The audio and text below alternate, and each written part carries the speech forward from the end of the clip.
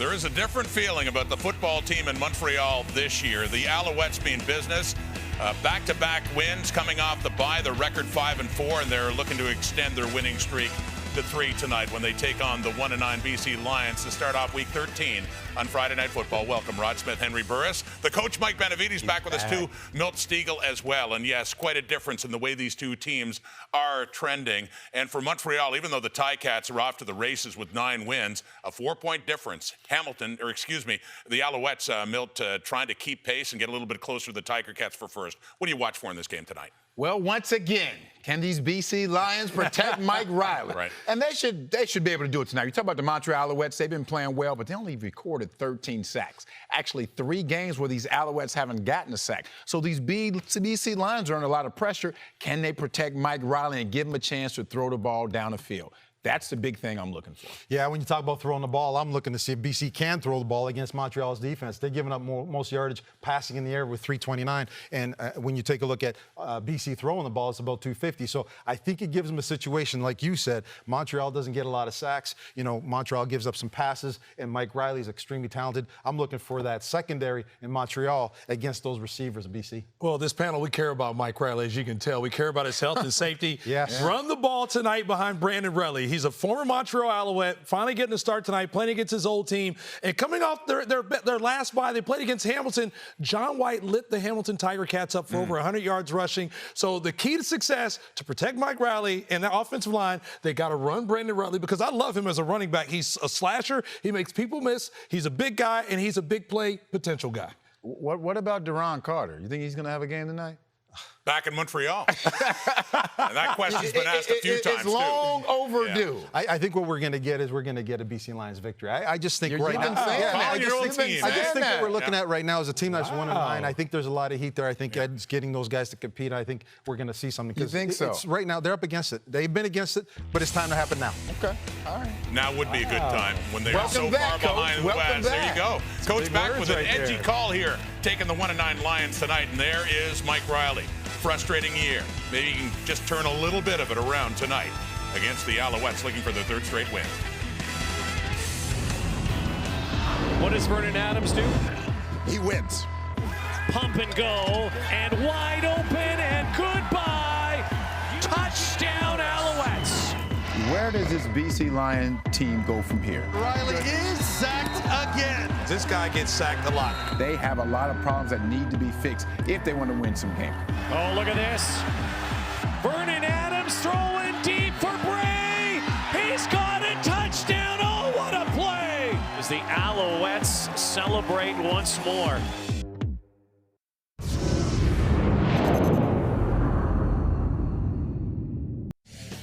Art Hepner of Abbotsford, BC. It's your chance to win big thanks to Save on Foods' $1 Million touchdown to win.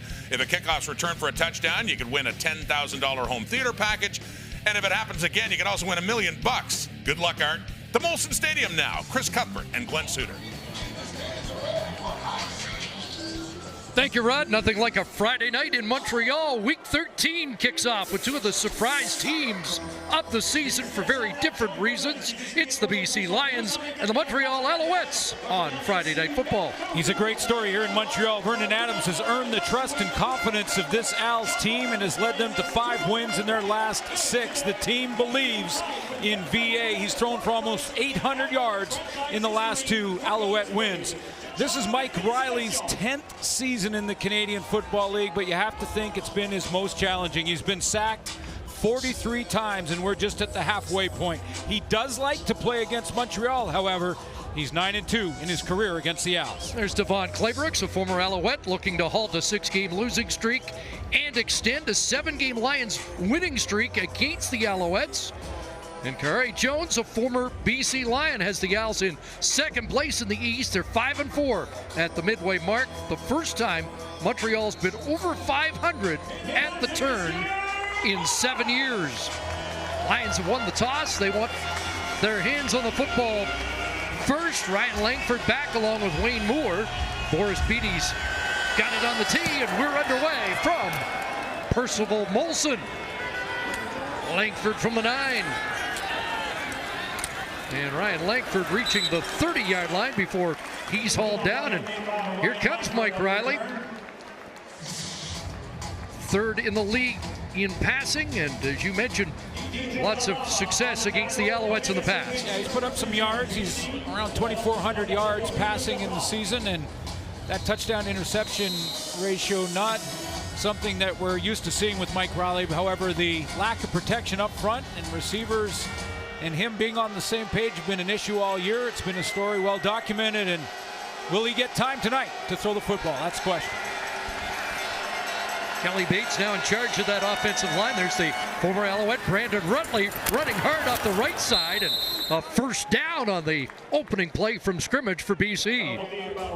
Yeah, Brandon Rutley's in the game for John White. And Rutley, as Henry Burris on the panel mentioned in the pregame show, they got to get that run game going to try and keep the D-line and linebacking core for the Alouettes guessing a little bit as to what they might do. Good start in the run game for Brandon Rutley. Missed 3 games. He had 73 yards on 13 carries against Saskatchewan. Lions last in the league in yards per game. Fake to Rutley, and it's inside for David Mackey, and the fullback brings it to the 50-yard line as we set the BC offense for you. Rutley is a 7-year veteran in the Canadian Football League, of course, former Alouette as well, so we'll see him in the backfield. Mike Riley, good year for Brian Burnham in a tough season for the Lions, and Hunter Stewart's played almost every position on the O-line. They're still shuffling, trying to find the right combination, but I talked to their new O-line coach, Kelly Bates, before the game, and he said he feels like they have the talent. They just have to get back to basics up front. Suk Chung unable to go. Out for the 3rd time in 4 games. They give it back inside for Rutley, and he should have the first down close to the 53. So that's been the change. Ryan Chu, former O-line coach, former Montreal Alouette, out. The BC Lions hire Kelly Bates, and what he did in practice, it's just 1 week of practices, so not a lot you can change, but he went in and went back to the basics with this O-line. I talked to a former SFU head coach, former BC Lion himself, and he said it was back to footwork. Where are your eyes? Where do the hands go? Just get back to the basics and build confidence from there. Build the foundation. Rutley just short, so 3rd and inches, and Riley pushes ahead behind the center, Philip Norman, and David Foucault, the Montreal native and University of Montreal product. Here's the Alouette defense tonight. Well, if it's up to me, we highlight this guy all season long, because who knows when it might be the last. I hope we don't see it the last season this year, but John Bowman has been the best of the best. Great ambassador for the game, too. And there's a linebacking core where Patrick Levels has found himself in the top 5 in defensive plays in the CFL. And his coach looks at that secondary. They like Greg Reed. He's a playmaker. 3 interceptions in the back end. Said Deontay Evans on that other side. It's kind of like the quiet storm back there. And former Lion Bo Lacombo gets his 2nd straight start at the safety position. Brian Burnham with a catch brought down by Tommy Campbell, but BC moving on this opening drive. Yeah, that's the tough part for some of the great players that are on the Lions roster, and there are great players on the Lions roster, even though they're 1-9, and Brian Burnham is one of them, and he's still doing his thing. As Don Matthews, late Don Matthews used to tell me, sign your painting at the end of games, and he's still signing his painting with pride. Well, first down at the Alouette 45-yard line. Pitch right side, Rutley, and that one blown up. Wow. That's terrific defense. You mentioned Greg Reed, and there he is on the job. He leads the team in interceptions, got a sack, he's got some knockdowns to his credit. This is a great tackle for a loss. You can add to the stat line. This is reading the play, getting upfield, taking on the pulling offensive lineman. I think it was Justin Renfrew that was trying to get outside and block him. He cut underneath that block, made a nice play in the backfield. Against the Argos, 5 tackles, a sack, 2 knockdowns. In Moncton, both these teams fresh off a bye. He's going to see a lot of Brian Burnham tonight. 2nd and 13, 3 receivers wide side. Flag comes down. They'll screen it. Rutley can't bring it in. Incomplete, and we'll check the flag.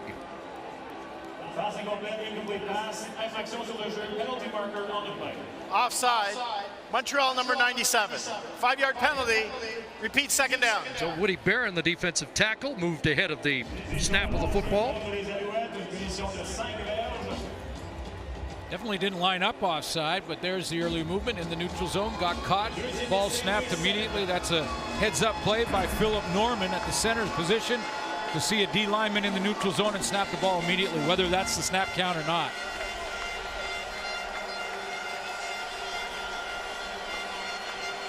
So 2nd and 7. Pocket collapsing. There's the first sack of the night. And it is John Bowman who gets home. Sack number 129 for the 7th all-time. And ties him for the team lead, and he's going to come around the edge. You can see right in the middle, Enoch Mwamba come up and step up, like maybe distracts Rutley just for a second, but Brandon Rutley's got to pick up one of them, either the linebacker in the hole or number 7. Didn't get either. So Quan Bray and Shakir Ryan are deep. Josh Bartell to punt with a wind at his back here in the opening quarter. And it's Ryan from the 10. Brings it back across the 20. The Alouettes will go to work on offense for the first time as Mike Riley is sacked for the 44th time this season.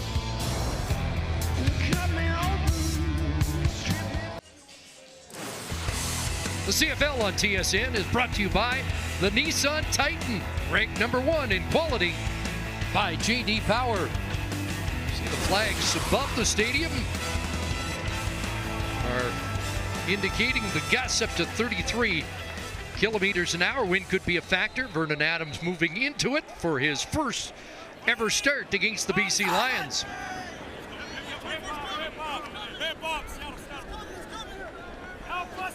Starting at the Alouette 22-yard line at the handoff inside. We'll see both Williams stand back and Jeremiah Johnson in this game. A great discussion with Vernon Adams yesterday when he sat with us to go on camera and talk about his journey. And his journey has been very similar to that of his head coach, Kahari Jones, and the trust that they've built together. And Kahari Jones working with young Vernon Adams to really establish one of the great stories in the game. Overnight star in 4 years in the Canadian Football League. Middle screen, there goes Williams. Stand back across midfield and into BC territory. We do have flags on the play. Stand back coming back off a heel injury. Limited action last week against the Argos in Moncton. Looks like it won't be coming back. It was against the BC Lions, the penalties. Head official number 11, Odell Willis, thought differently, but he was signaling that it was coming back. But the screenplay, a success. William Stanback missed a couple of games, came back for the Toronto game just before the bye for Montreal. But in that first game back from injury, you're always just a step behind. This is now a bye week, and he's healthy. 36-yard play for Stanback, first down, and back in his hands again. Got a crease and tumbles inside the 40-yard line, brought down for a second straight time by a former Alouette, Brandon Dozier. Eugene Lewis has been hot. That's a special level of chemistry between he and his quarterback, Vernon Adams. Couple hundred yards in the last 2 games, 13 for 200 to be spiffed. Tony Washington back in the lineup, missed the game against Toronto at left tackle, so that backside for Vernon Adams protected by the starter once again. Stand back to the sidelines. Jeremiah Johnson's in. First down Alouettes, BC 38. Bobble on the snap. Johnson's got it. And he is pulled down. That's Malik Harris, the middle linebacker. Take a look for the starting lineup defensively. 100th game for Sean Lemon. Picked up by the BC Lions and has 3 sacks with the Lions. You go back to the linebacking core. Malik Harris in the middle. The challenge for Harris is going to be what we've already seen in this first drive for Montreal. Will he be able to control William Stanback? And a secondary that just has 3 interceptions on the season combined. Gary Peters has 2 of the 3. At both against Hamilton. Adams going to launch this one. Looking deep into the end zone. Incomplete. Intended for Eugene Lewis. Nice coverage there by Gary Peters, who just mentioned he just stayed composed at the top of the route, didn't panic, didn't draw a penalty flag, and he had some help over the top from Brandon Dozier. Well, we'll get a gauge on the impact of the wind here on third down. The field goal unit comes on. Beatty to try a 45-yarder into the wind. Long this year, 52.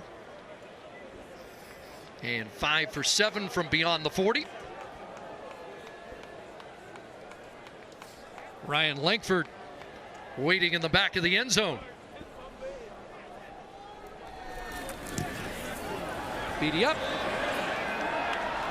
And he's missed it. A flag comes down. Langford going to bring it out or not?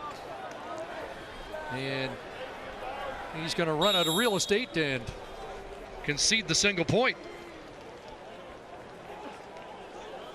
So again, a penalty on the play.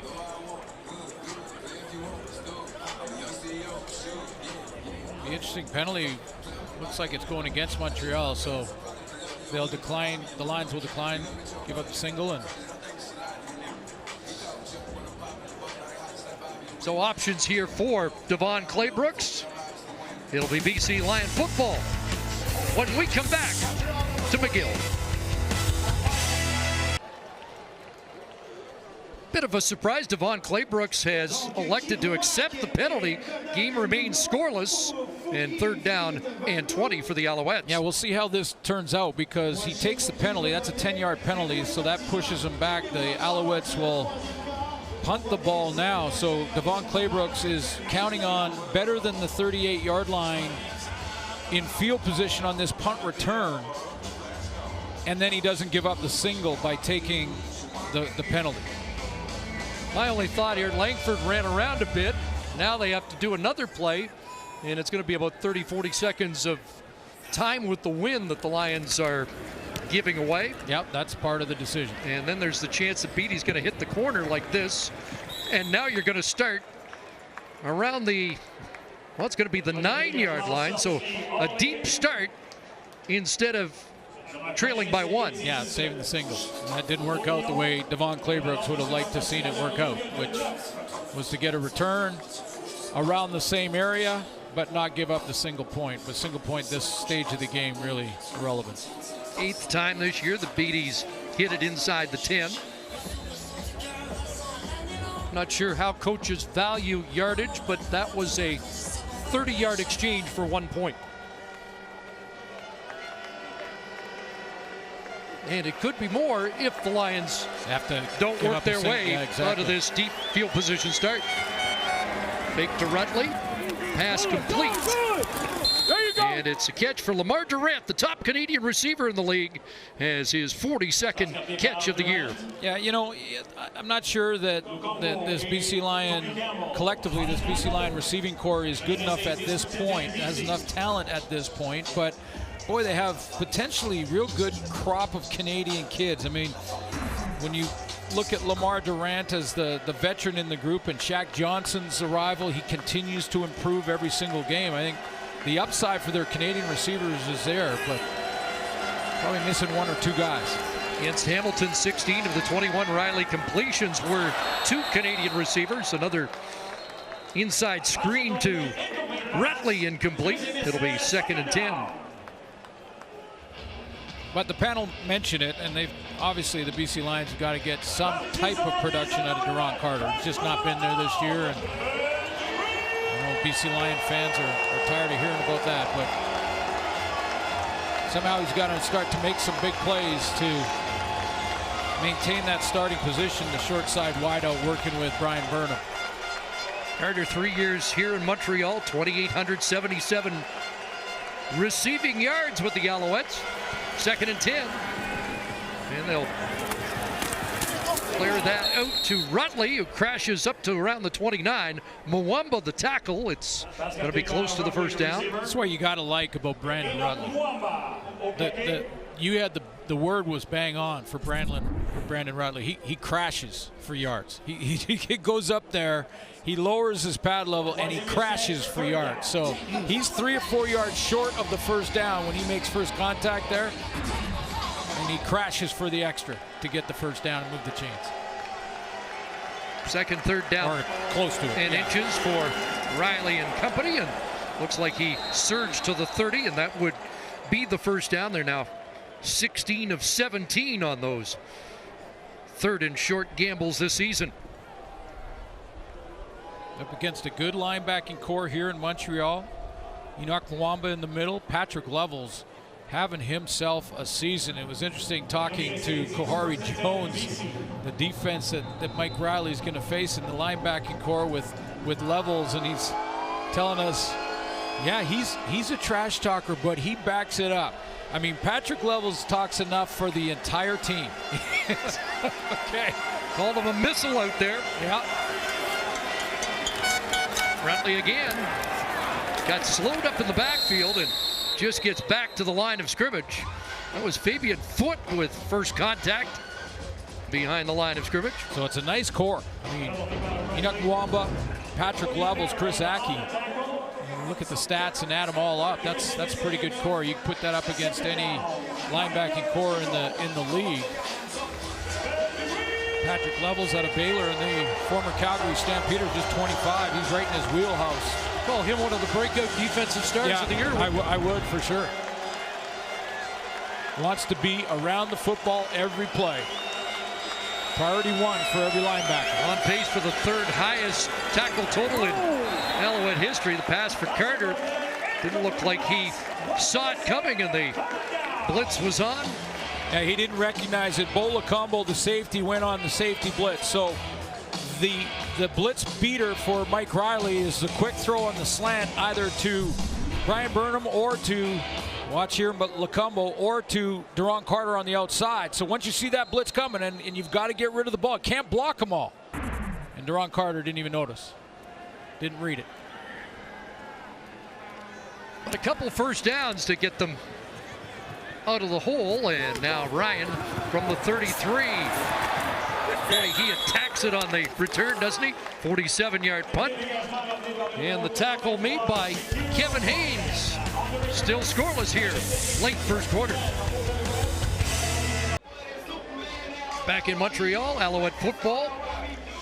Good field position to start at the Montreal 46. Can they sustain the momentum they built from a couple of really dramatic games? You were in Calgary for that astounding comeback down in the final minute by 11. How many plays did you say they had to make to come back and win that game? Yeah, they needed 8 big plays in under the 3-minute warning and got them all. And then down 16 in Moncton, but come back to beat the Argos, and pass complete up to the 51-yard line, and it's Eugene Lewis, who's been a real popular receiver for Vernon Adams, especially the last 2 games. Touchdown in each of the last 2. That's 2 touchdowns, 200 yards. So, yeah, some chemistry really building with Eugene Lewis and Vernon Adams, and trust each other. And Eugene telling us yesterday how much they believe in VA. 2nd and 4, changing the play.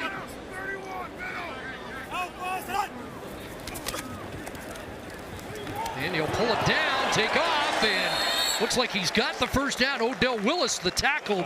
Adams, though, into Lion territory, dropped around the first down stick.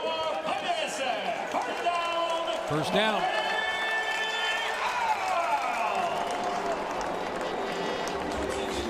Adams was quite open about trying to check the ball down a little bit more. He thinks that when he goes back and looks at the video after games, he sees that there are opportunities for William Stanback and his running backs in the check down rather than running.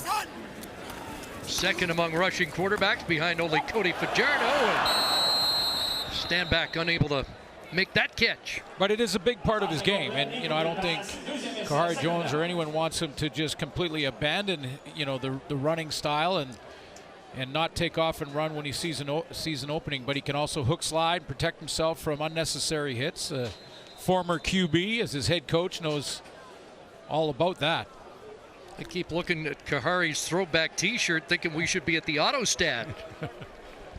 Brings back some memories. 1970 Grey Cup champions. Here they come. Adams stands in and has a completion. Boy, he wired that. And it's Lewis in front of Gary Peters. It's another Alouette first down and a 12-yard connection. I just felt the blitz. All the linebackers, all three coming through different gaps at Adams. He knew that he couldn't block them all, so he just guns one out to his favorite target. Final play opening quarter, so the Alouettes moving into scoring range. They'll have the wind in the second quarter after the two teams are scoreless through the opening 15 minutes here at McGill.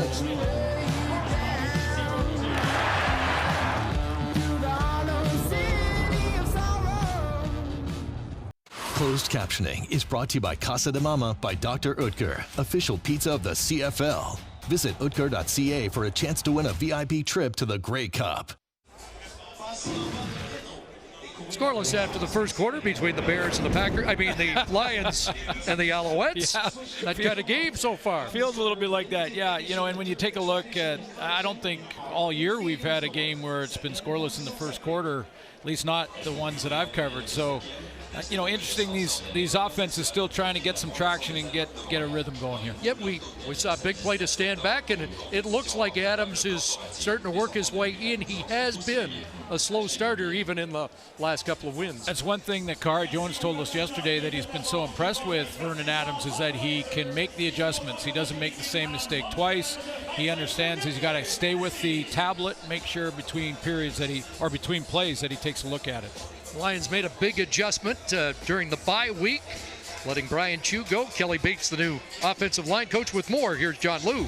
Well, thank you, Chris. And Kelly Bates would be the first to joke that during his 10-year CFL career, he was not the most athletic offensive lineman, so he had to pay minute attention to detail, and that's why Devon Claybrooks describes Bates as a true technician, and he saw it firsthand this week in practice when he witnessed Bates adjusting the footwork of one of his linemen by 6 inches when he was out of position.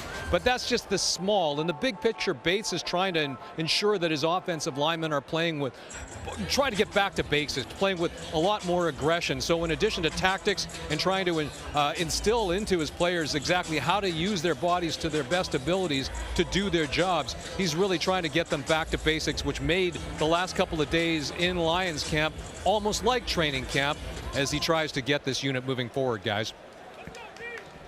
Doesn't look like there's any quick fixes, but we'll see if Bates can get them back to where they need to be. Yeah. You know what, Chris? It doesn't matter what level you're playing. If you're a young kid watching, you're playing amateur sports, that's where it starts. I mean, you're struggling out there and you're not scoring in hockey or whatever it may be. Go back to the basics. Go back to the fundamentals of the game. Build that foundation from the bottom up. You become more confident, more prepared. You feel better when you go out in the field because you've prepared yourself and you're sound. You're sound in your technique, and that's where Kelly Bates is starting with this group. 2nd and 9, Montreal. Time for Adams. Wide side of the field. Faubert Lucier the catch, but Preston Butler on that wide side corner prevents a first down. Really amazing when Vernon Adams said, and I had to do a double take when he told us yesterday, I was almost cut. He knew that he had heard that the last GM, Cavis Reed, was about ready to cut Vernon Adams. And he got a start against Edmonton. They didn't win the game, but they came close, and he thought, that's it, because we didn't win, I'm out. Big decision here for Kahari Jones. Leaves the offense out there. 3rd and 2. Got some time and an open target.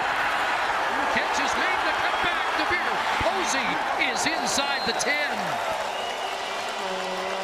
They gave him a contract extension offer. He took it, and Kahari Jones has built this guy into a poised starter for the Montreal Alouettes. Watch him just wait till DeVere Posey clears the linebacking core. He knows he's going to open up eventually. He just needs time to hang in there, stay composed, gives it to him where he can turn the corner and get something done with his legs. Grey Cup hero from a couple of years ago. Posey in his 6th start for the Alouettes had a huge game in Calgary with 10 catches for 181 and a Big third down conversion catch here. 1st and goal, Alouettes. Pressure off the edge, they hand it off. Stand back, navigating his way to the goal line. And a touchdown saving tackle by Dozier, but stand back down to the 1. Really had no business getting to the 1. That was all on him because he had issues right at the line of scrimmage. See that little jump cut he had to make there to find a hole, kind of create a hole by himself. He drags TJ Lee another 2 yards and gets down to the doorstep. And Adams, look at that push behind the big offensive line. There is a flag on the play, but Vernon Adams into the end zone. And it is a league-leading 10th touchdown of the year for Vernon Adams.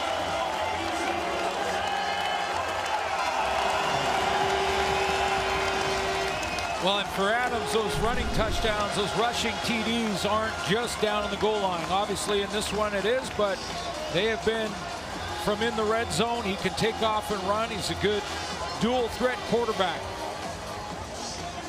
In behind the 9-year veteran center, Christian Matt. Talking a lot about the Lions offensive line. Khari Jones told us yesterday, very proud of the vast improvement in his offensive line. Beatty adds the convert. And the Alouettes have a 7-0 lead. See what he does? Right to the tablet every single break. 8 plays, 64-yard touchdown drive. Alouettes lead. Might be the biggest day of the regular season, a triple header tomorrow. The Argonauts take on the Red Blacks. It's followed by the Banjo Bowl game at 4 Eastern. And then our live mic game, the Labor Day rematch between the Stampeders and the Eskimos. All tomorrow on TSN. What did safety Mike Adams say about the rematch for Saskatchewan-Winnipeg? He said the first game was a battle. The next game is going to be a brawl. Okay. We'll be in Alberta for the rematch, Calgary and Edmonton. And that one usually is pretty wild. Yeah, it should be a good crowd in Commonwealth. Beatty kicking off things here. Ryan Langford awaits from the goal line. Take the reverse to Moore. Contained from Termanson. And Langford going down at the 15-yard line. Bo Banner, part of that great cover team on that kick covered by the Alouettes. Yeah, got to keep them wide. Got it. That contained man can't let Langford get the corner. Good team coverage there from the special teams. Another deep start for Mike Riley. They've averaged starting at the 31 this year, their opponents at the 41. So a 10-yard differential, which I think is the largest in the league at the midway point of the season.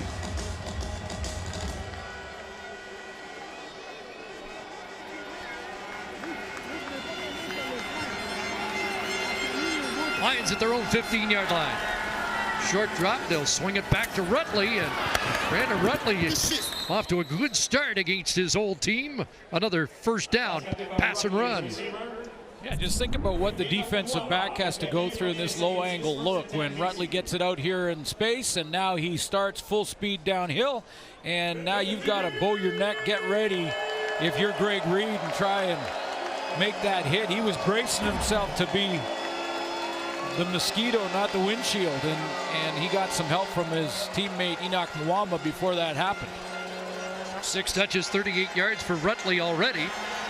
A 16-yard pass and run play and a first down. Back in his hands. Tommy Campbell was sitting on that and makes the tackle. Mentioning he's a former Montreal Alouette, Brandon Rutley. There's his numbers with the Owls from 14 to 17. 8 touchdowns. Good average. Hasn't touched the ball for the Lions since July 27th back against Saskatchewan, where he had 3 for 15 in a rotation role. But John White out of the lineup tonight with 559 yards rushing this season. And Rutley, you know, will have fresh legs because of it.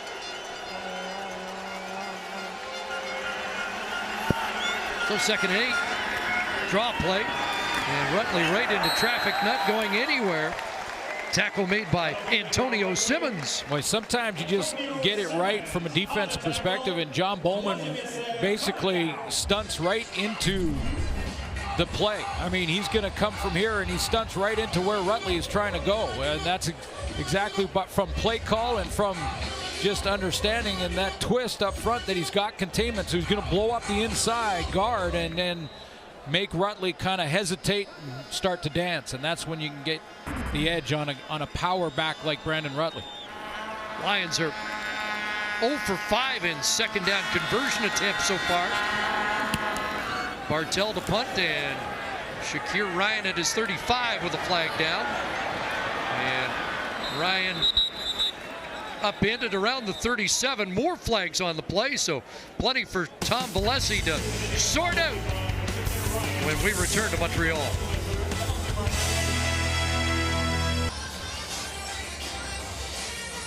Catch all the sports news on your mobile device with TSN's Digital SC, presented by Advil Mini Gels, hosted by Marissa Roberto. Just go to @TSN_official on Instagram and check out the stories, features for the latest from around the sports world. Digital SC, presented by Advil Mini Gels.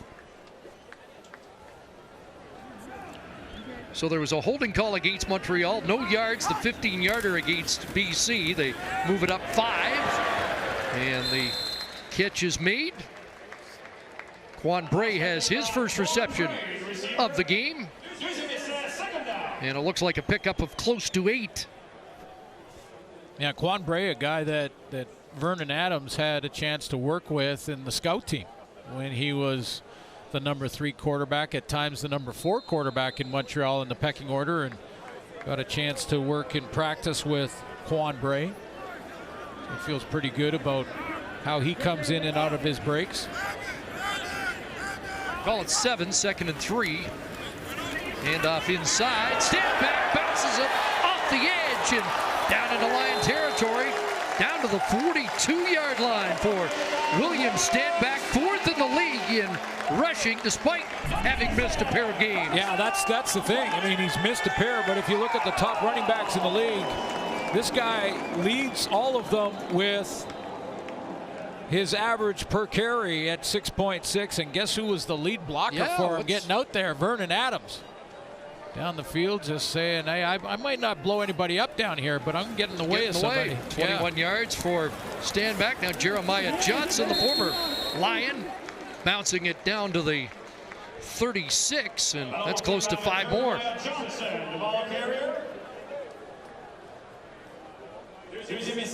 Second best run team in the league, on the strength of both Stanback and the rushing quarterback. So 80 yards rushing already for Montreal in the game. 2nd and 6. And it's Johnson inside. Another first down run. Dozier, another tackle, but they're moving it on the ground against the BC Lions. Well, what a luxury, too, to have the ability. Well, now, I thought that Jeremiah Johnson might have to get some attention here. He took a hit from Gary Peters at the end of it. Big hole up front, first of all, so he gets the O-line doing their thing. Go ahead and run it, guys, as Jeremiah Johnson hits it here. He's got a nice hole in the cutback lane. His center, Christian Matt, takes his man to the left there and takes him right out of position. So you've got a chance now to get in that second level. Watch the hit, though, from Gary Peters at the end. Kind of pops his shoulder pad into the helmet area of Jeremiah Johnson. He got up a little slow and then kneeled down. He went immediately to try to wave to Stanback to come in. So he'll go through the protocol on the sideline, make sure he's okay. Definitely wobbly. And right to the room for the former BC Lion running back. By the way, Brandon Dozier has 6 tackles already. And a few of those on run plays that have ended up in the BC secondary. Alouettes with a second quarter touchdown, their first of the year, and now just outside the red zone again and going into the end zone. pass, incomplete, but a flag as Dozier bumped him in the end zone.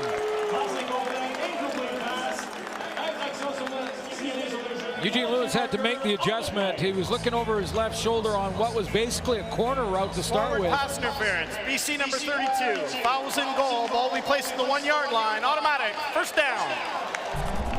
But when he adjusts to the ball and flips his head around the opposite shoulder, now he's looking over that right shoulder because he's made that adjustment, and Brandon Dozier sticks his arm out, makes early contact before the ball arrives. Draws the penalty flag. It'll put it on the 1 yard line.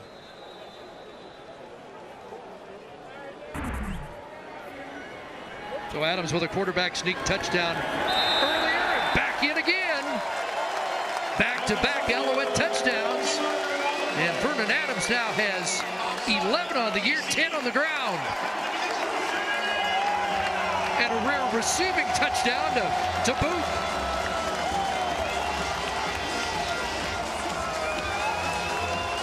I think these fans like their new #1 quarterback. Second time he's got it down to the goal line and then just pushed behind the right side of the O-line. Definitely winning the line of scrimmage. He's chugging behind him, really not getting contact until he's about a yard in that end zone. Lions went with a secondary blitz on the pass to the end zone that got him down to the 1, and that was picked up well.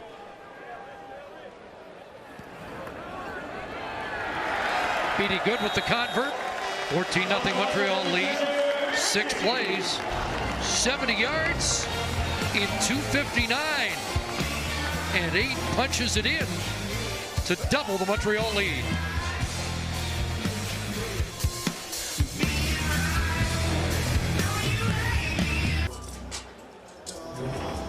Here's the blitz pickup that allows Vernon Adams to go ahead and throw that one down to the goal line, get the PI call. We're going to show you Tony Washington steps out to pick up Aaron Grimes coming on the blitz, and Aaron Grimes is coming here, and he doesn't expect to see the big tackle. He sees the tackle, and Washington goes, yeah, you better get back over here, and basically scares him backing away from going on that blitz. 6'7", 318 against a 190-pound DB. William Standback with a great block there on Odell Willis as well.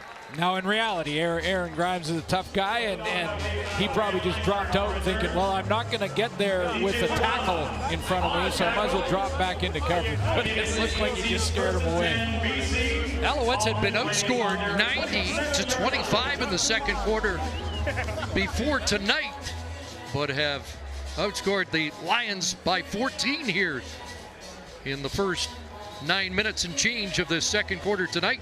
See Grimes there sitting with Gary Peterson. I'm pretty sure when we drew it up in practice, the tackle wasn't the guy that was standing there. That was supposed to be free. That was supposed to be a free blitz to the quarterback. So the Lions need to make something happen. They hand it off to Langford. And on the kind of reverse jet, he dropped the ball, but they get back on it alertly. David Foucault, Montreal native, University of Montreal product, got back on it. There's a few of those in this game for BC, including David Menard and Junior Luke. And Danny Machocha's Carabin will be here tomorrow against McGill. Surprised we haven't seen Ryan Langford play a little bit more offense, to be quite honest. I mean, his debut as a Lion was a good one in the return game. A couple of touchdowns. Showed he's got great downfield speed, and I think they could use him. He's also experienced, been around the league for 5 years. First down. And gunned over the middle. Burnham's got the catch, and he reaches midfield. Dragged down by an old teammate, Bo Lacombo, the tackle. Well, new O-line coach Kelly Bates is going to like what he saw on this play. Take a look at the front 5 plus tight end in Javon Catoy out there helping out. He runs a route, but great passing lane for Mike Riley to step up. No pressure coming. He just sent the 4 up front, but picked up nicely and good pass protection haven't said that very often about the BC Lions front five this year. Allowed 7 sacks in each of the last 2, 5 in the first half against Hamilton. 1 here tonight. Carter tried to spin off the tackle, but was upended. Ciante Evans moved up from his halfback spot to snuff that. We're tracking how many times Mike Riley is not only sacked, that's always kept, but we're also tracking how many times he's been hit. In the first quarter, he was hit 3 times, sacked once. And good protection there, and they're trying to get the ball to 89. If they can protect up front, you know what Mike Riley can get done. 1 yard for Duron Carter, 7 catches, 59 yards combined in his previous 4 starts. 2nd and 9, looking for their first 2nd down conversion. Rutley the catch, but he'll get dropped at the 48, short of the first down. That's Tommy Campbell making another play off his defensive corner spot. Obviously, Kahari Jones likes a lot about his team right now, and that they're starting to believe in themselves, and one more from John Liu on that as the game goes on. But we asked him about his group. He said, hey, I love our secondary. I think our secondary's as good as any in the league. Well, they've given the benches the 3-minute warning here. The Alouettes, with a pair of Vernon Adams touchdowns, have the lead. Rod and the guys back in the studio. Coming up, we're going to talk about Montreal's running game and their defense. Also, Benny on Brandon Rutley. And we're going to talk Banjo Bowl as well, only because Henry wants to say it again. First Rider quarterback to lose in the Banjo Bowl. That was Milt saying that. Let's go back to CC&C. I thought he was the last one to lose on Labor Day as well, wasn't he? Hey, big play coming up here. The Lions are staying on the field, 3rd and 4. Oh, excuse me, now they are going to punt. Mike Riley had stayed out during the break. It looked like they were going to gamble. Shakir Ryan dropped at the 14. That would have been a gutsy call. Here comes Gene Lewis. Nice catch for the mouth guard. And he talked about the confidence gained from winning the last couple games they might not have won in the past. The last couple of years, I could honestly probably say that those were the type of games we weren't sure how to finish, you know, in the past. And I think now, you know, we're starting to finally figuring, like, you know, how to win these close games, because, you know, really good teams figure out a way to win at the end. And, you know, we've been doing that the last couple of games.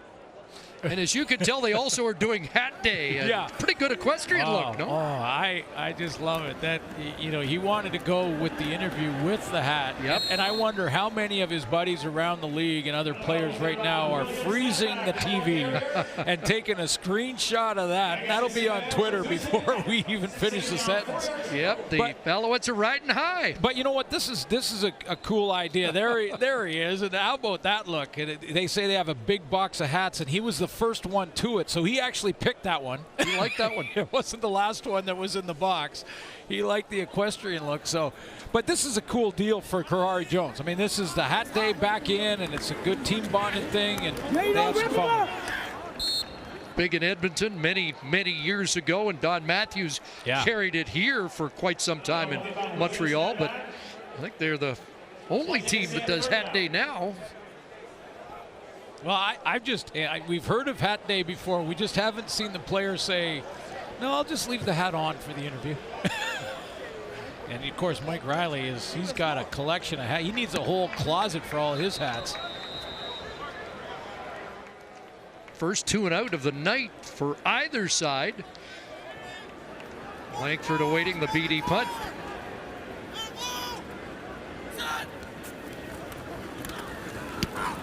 Got some pressure on him. At the 41. No yards flagged, but Langford looked like he might have had a better return than the 15, but good downfield tackle on the cover there by Frederick Flesius. But Langford caught it in the air. Yep. And that's a 15-yard penalty. So the best field position start of the night. Montreal number 33, 15-yard penalty, first down. So Lions get real good field position here in plus territory. Jamar Jones, the penalty. Other side of center for Riley. An opportunity to get back in the game, but Well, you can tell by those numbers he hasn't stretched it much, has he? No, he hasn't. And it's interesting, too, with this field position, they got to come up with something. I mean, Devon Claybrooks, as you mentioned, had Mike Riley out on and 3rd and 4 in that last set. He had him out there until the very end and then switched, put his punt team on. So if he's tempted to go for it on 3rd down now, I think they need points here. Rutley spins off first contact down to the 49-yard line. Gain of 5, 2nd and 5 BC.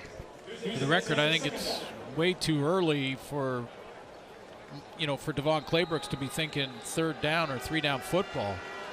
Down 14, still workable. Chip away at the lead. Need to start converting these, and they get one here. Deron Carter got the catch at the 40 against Tommy Campbell. And it is a BC first down. Alouettes, one of his stops in his journey, and good timing throw to Carter on the sideline. Very tough to defend when it's run correctly. Jarius Jackson trying to figure out a way to get 89 involved. Carter looking for his first BC Lion touchdown. Has not scored a major in his last 13 starts. First down, time, Burnham open, down inside the 15, still going, Brian Burnham, touchdown! A 40-yard pass and run play to get BC back in it. Well, it starts with Mike Riley and his ability to look off defenses and just to freeze linebackers, because Riley's going to take a look to his left. He drops back, he looks to his left to the wide side and then goes back over the middle, and that pulls the coverage to that left just enough to open up a window for Brian Burnham. He breaks one tackle and heads to the end zone. Bounced off Greg Reed, and Burnham's got his 4th touchdown of the year.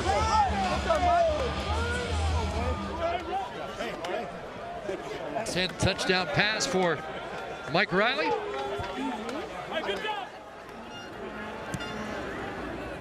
And the convert good from Castillo. The lead cut in half.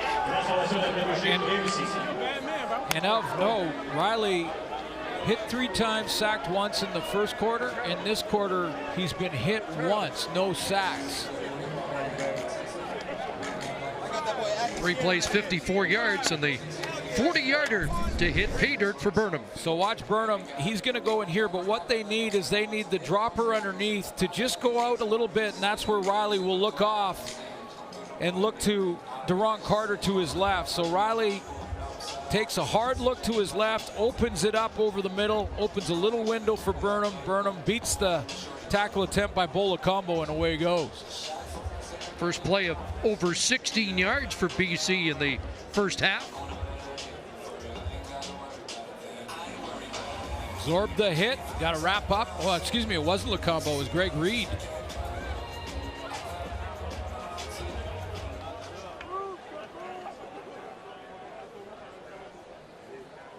And I mentioned the hits on Riley because that's improvement up front. Riley with time on that play to look off the defense and go back over the middle. Here Ryan trying to duck away, and Haynes there to bring him down inside the 30-yard line. Just over a minute remaining in this opening half. A couple of special teams tackles for Kevin Haynes already tonight. And an Alouette record for Vernon Adams for touchdowns in a season by a quarterback, with a couple here tonight. Now 10 rushing and the rare 1 receiving for a quarterback that he caught against Edmonton, but breaks the quarterback touchdown record held by Adrian McPherson. Lions look for a stop, and that pass caught. Forward progress will be a gain of 8 at the 38-yard line.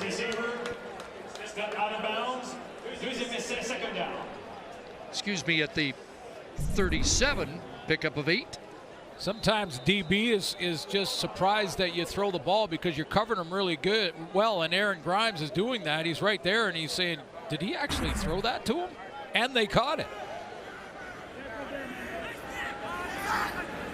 2nd and a couple. 4-man rush. Adams over the middle. It's complete And Weineke's got his first catch of the night. Boy, Adams took some pressure there. He got hit there. He's pretty much been able to stand back there and pick and choose his targets, gun it in there when the Lions have gone with blitz. Haven't really got home yet, but that time he took a hit. 7 different receiver for Adams in this first half. Jake Weineke, couple of bumps and then to the sidelines, and Lewis will step out in front of Gary Peters to stop the clock. We're seeing a little bit more of his game, Vernon Adams' game, as this journey goes on and this season goes on. And what I've noticed tonight more than I've seen in the past is he's accurate, hard thrower. I mean, he can put a nice zip on that football. First down, drop, stand back. And look at him lower the boom and power his way to another first down. He's a plus back. I mean, he's a back that you get him out in that first contact, it's always going to be +2, +3. So if the Lions linebackers can't get to him at the line of scrimmage and they don't get to him until 5 yards, it's another +2, +3 after that, and you're looking at 7, 8 a carry. 62 yards on the ground, 98 combined for stand back in this first half. They send 5. Adams got away and throws into the end zone, short arms it, and Gary Peters has the interception.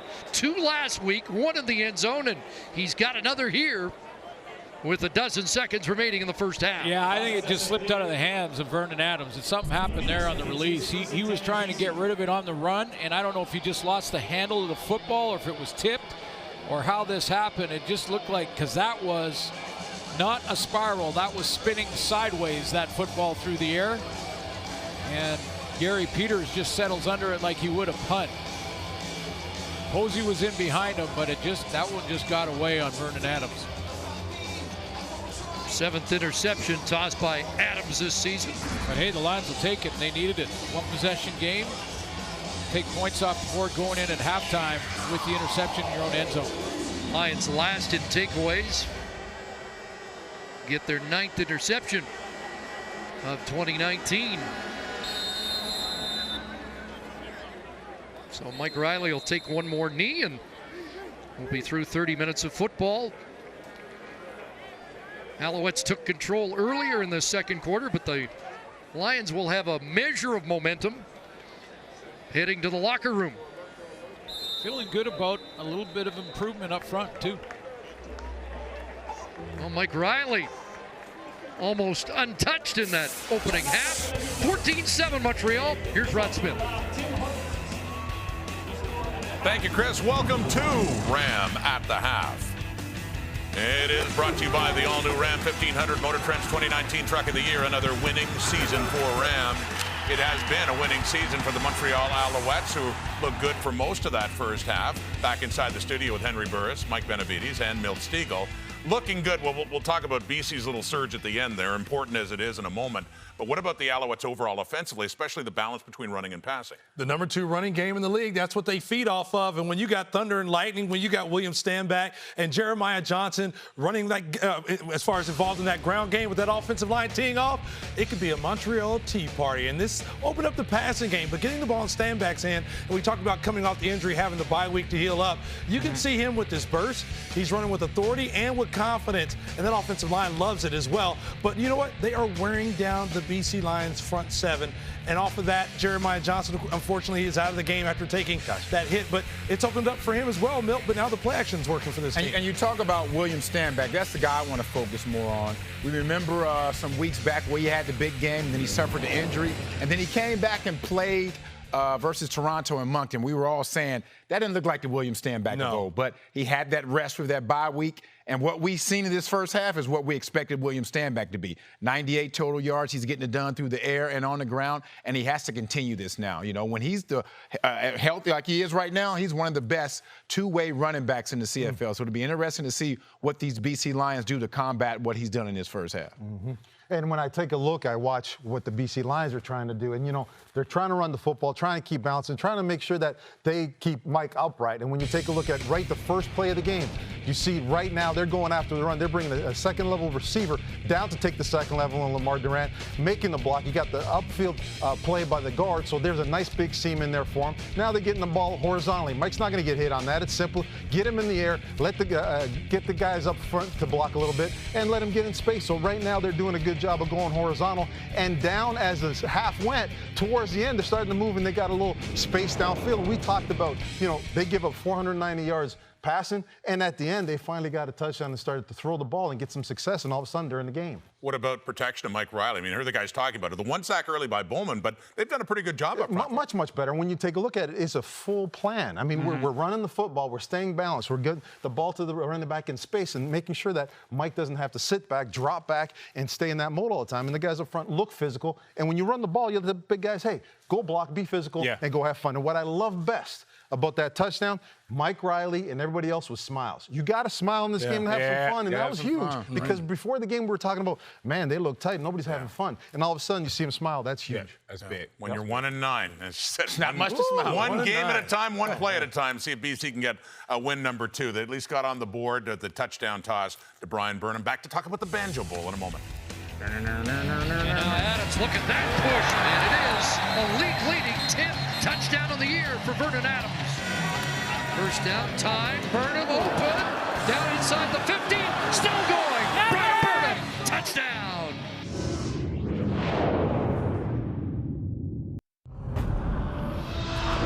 If you love football, CFL football, you got to love tomorrow, a Super Saturday, a triple header, starting with the Argos and the Red Blacks at 1 p.m. Eastern, leading to the Banjo Bowl and the rematch between the Riders and the Bombers in Winnipeg. Another rematch, the Stamps and the Eskimos after Calgary won at McMahon last week. And it's all on TSN starting at 1 o'clock Eastern time. The one in the middle, the Banjo Bowl, 2 top teams in the West milled.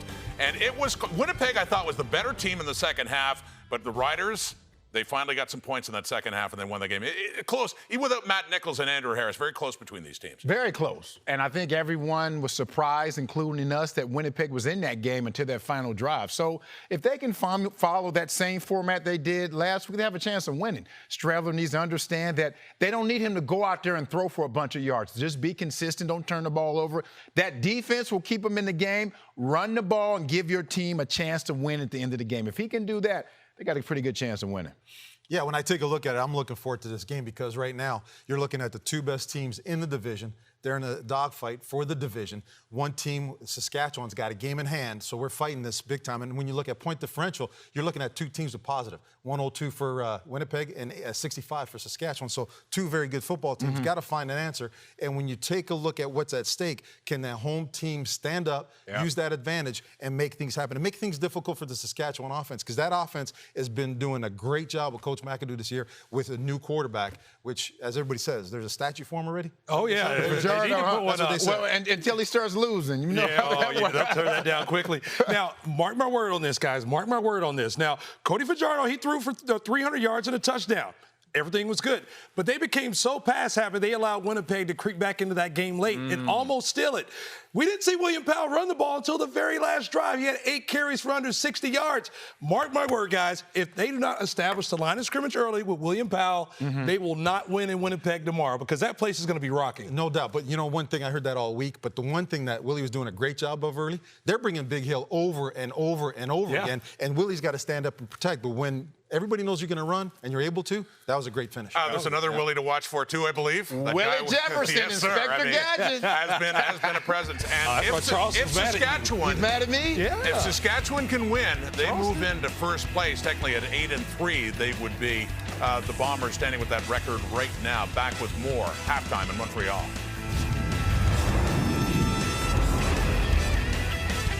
I got that country soul, that boondock swag in my stroll, rock it wherever. Freshman Year, the debut full-length album from the Reclaws featuring the brand new single Old Country Soul. Listen now on Apple Music.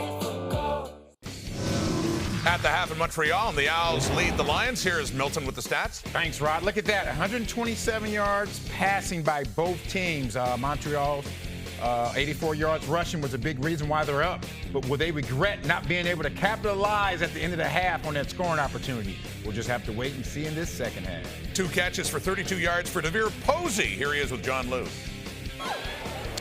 DeVere, the half ended, but Vernon Adams and you on the receiving corps stayed at the bench going over things on the iPad. Can you just sort of take us through the moments and what was going on in that mini meeting?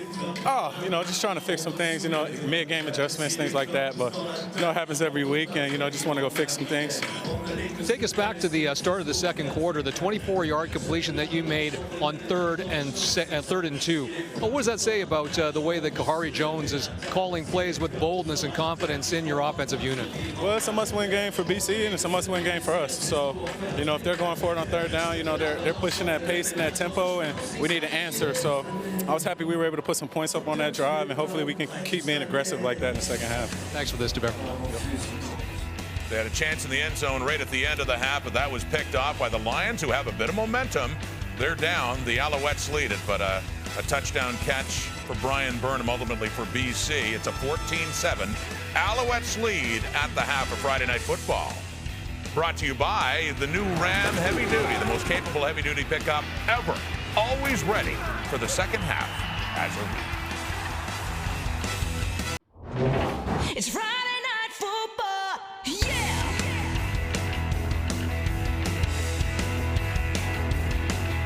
Boys are all here gonna rock the show.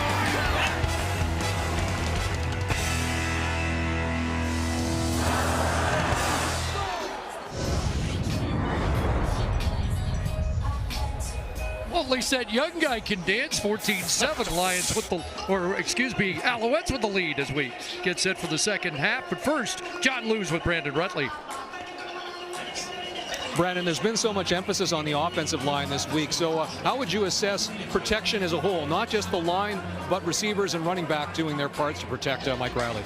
I think we're doing a good job. We just got to continue to stay consistent and stay focused and execute our jobs. Each individual person has a job. If we execute those, we'll win this game. Your number 21 was called an awful lot in that first half. Was that by design to try to get the running game established as early as possible to get the offensive line moving forward instead of having to be back on its heels? Yeah, it's important to establish a running game. That's something that we wanted to do and that we focused on all week. If we can establish a running game, it opens up the pass, and then we can create more of a balanced offense. Yeah, thanks for this, Brandon. Thank you. 10 touches, 50 yards for Rutley in the first half. The big boys were better.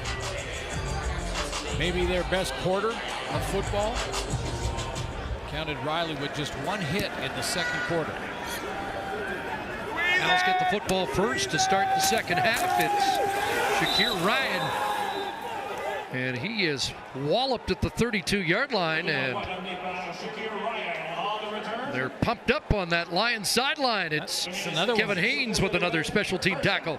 Kevin Haynes, that's his third I've counted, and he's got that bench jumping. And there's Vernon Adams first half, made some plays in the passing game. Started out with a screen and getting William Stanback involved in the offense, much like BC getting Brandon Rutley. Got 2 touchdowns down at the goal line.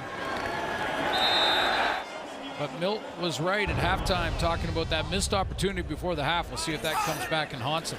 Swung it out. That ball came loose. So they're going to rule it a catch. Last touch was Eugene Lewis with Aaron Grimes in the vicinity. I've just seen, just coming out at halftime, the BC Lions, a little different bounce to their step, don't they? It looks like they came out of there. They're getting excited right in front of their bench when they got a couple special teams tackles from Kevin Haynes. Was ruled a catch and a fumble and a loss of 1. Just watch the bench get excited here. They're now just kind of getting more involved, and guys are jumping up and down off the bench. Looking for a second 2 and out, and that pass incomplete.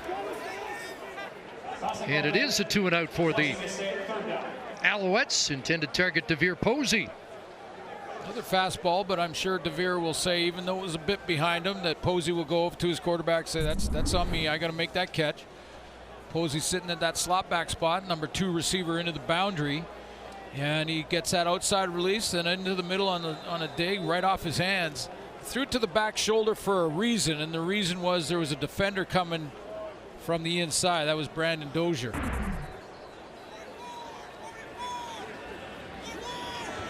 So Beatty to punt with Langford awaiting around the Lion 35. One hangs up, and there will be the 15-yard no yards penalty. High 41-yard punt by Beatty. Good field position for the Lions. Brian Burnham with the BC touchdown. Targeted three times in the first half, caught all three. 69 yards, and then the 40-yard touchdown throw and catch where Burnham breaks the tackle. This is it right here, over the middle, gets hit there, not wrapped up, spins out of it, and scores. That makes it a one-possession game. Brian Burnham, 8th in the league coming into this one tonight. Overall standings. One of the bright spots.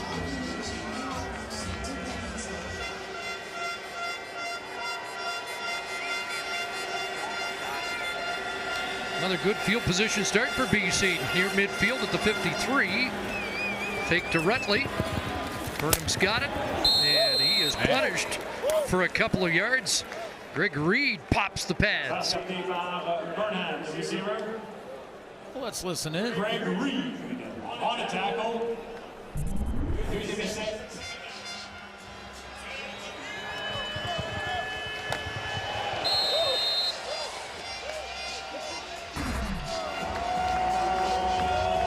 Gets the teammates fired up. Good solid hit. Burnham jumped up as well, so he's fine. 2nd and 8, Lions 1 for 7 on second down conversions in the first half. And a flag comes down. Who moved first? Looks like the Lions did. Boy, Riley was stepping into a curl route to Brian Burnham. 5-yard penalty remains, 2nd down. Like Justin Renfro, the right tackle, who has been a good addition, was out of his stance too quickly.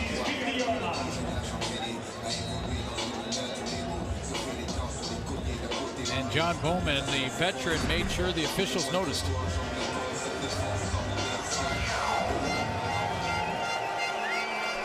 Bowman with the sack in the game. The 224th game in his distinguished career. Draw play. Rutley got a block.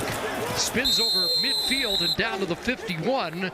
And it's going to be 3rd and 4. Real interesting defensive line set for Montreal there. They put 2 guys to one side, 2, and they left the middle completely wide open. Must have been really tempting for Rutley to just hit it. I mean, look, you got 2 down at the bottom, 2 up at the top, and look at the void in the middle. I mean, you almost think that just by design, Mike Riley might want to audible on there. They had the right play called in that little screen or draw play underneath, and pretty good yardage, but they'll be short.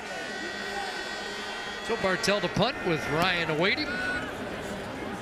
Angling that outside the numbers. That'll be a 15-yard no yards penalty, as Jonathan Newsom looked like he was within the 5-yard halo. Short punt and a 15-yard penalty.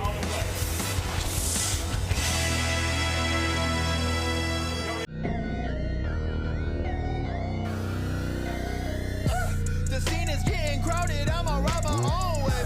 I don't need your approval, I'ma go my own way. Ride my own. Ay, ay, ay, ay, ay. Alouettes with a touchdown lead here. Early 3rd quarter, they go back to work, starting at the 37 after that no yards penalty. And stand back ahead to the 40. 3-yard pickup for William Standback. 65 yards on the ground now with 36 yards receiving. There's anybody in the head coaching role that knows the importance of balance and play calling, it's a former quarterback, and getting the run game established and sticking with it. And speaking of play calling, one of the last quarterbacks to call his own plays. Interesting, yeah. Great conversation with Kahari about that. 2nd and 7, gunned over the middle and almost intercepted. Posey could not hang on. And that's a couple off his hands on 2nd down here in the 2nd half. Yeah, DeVere Posey's a vet, and he's gonna watch this. He's gonna let this go, because that's a couple now that he was hitting the hands, and his quarterback's going to come back to Posey. Posey had the big game against the Calgary Stampeders. That time he just turned early before he'd secured the ball, trying to get that extra yard. What did Vernon Adams' old head coach, Bo Baldwin, tell him? don't look in the rearview mirror. And Posey might be wise to do the same. The CFL quarterback whisperer. Yes, Bo Baldwin. Ryan Langford gets outside after a 50-yard punt, but a good return, and a flag flies at the end of it as Langford takes it back around the 43-yard line. We'll sort out the flag when we come back. BC football down by 7.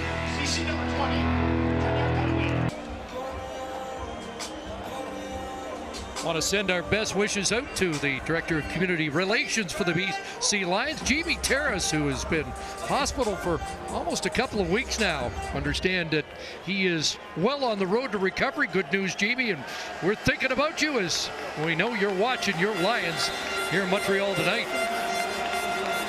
Corner O-line. I was going to say, some guys have gone to great lengths to not get called to go back into the lineup.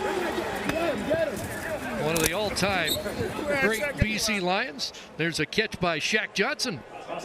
First time that Shaq's been targeted in this one, but second best game of the year versus Hamilton. He's targeted 5 times for 75 yards, caught all 5 of them. In that one, I just think he's nowhere near his ceiling. I know I sound like his agent at times, but I like the kid. I think he can run. More times, more opportunities he gets. He's at the short side up here now. 521 yards receiving 2 years ago. Looks like he'll eclipse that. And Rutley got slowed up by a straight arm. John Bowman got a piece of Rutley to slow him down. So 129 for John Bowman. 42 different quarterbacks that he has sacked, including one of our quarterbacks in the panel, I think, a few times. Hasn't he got to Henry Burris? Maybe what? Oh, I think he's got them all, hasn't he? He's got them all. He's got them all at one point. 14 years in the league. Second down here, and the throw to Burnham, and the first down stick, and a little bit more. He is dropped at the 50-yard line, but it's another BC first down. And that line is playing better. I mean, this is Burnham to run the wide side field out. Takes more time for the ball to get there, and it takes time for when you're Riley, you're trying to say, I just need another split second here. 1, 2, 3, give me another one, and I can gun it out there. And that's the Mike Riley that you want to see. Guy standing up with the throw-in lane and connecting to his favorite target.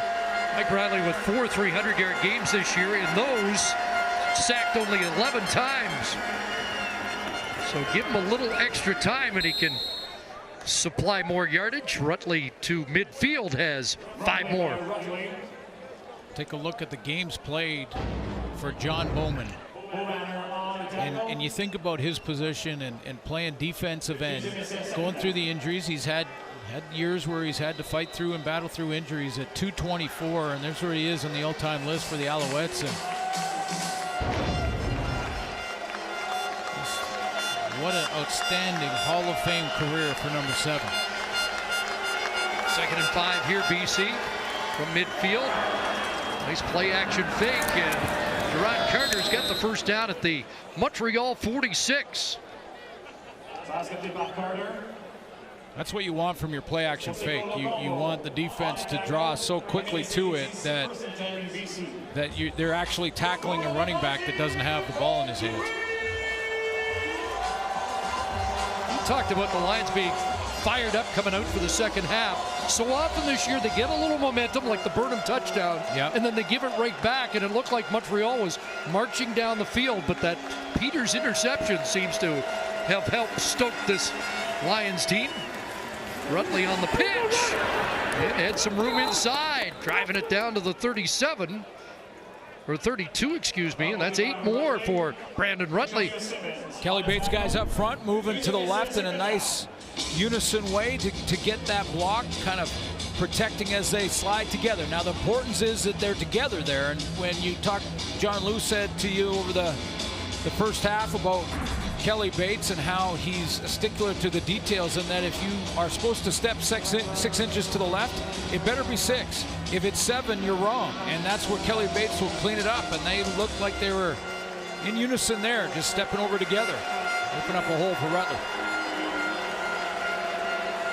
So 2nd and 2, the big boys hunkered down. Riley off the right side. And second effort after he bounces off Enoch Mwamba.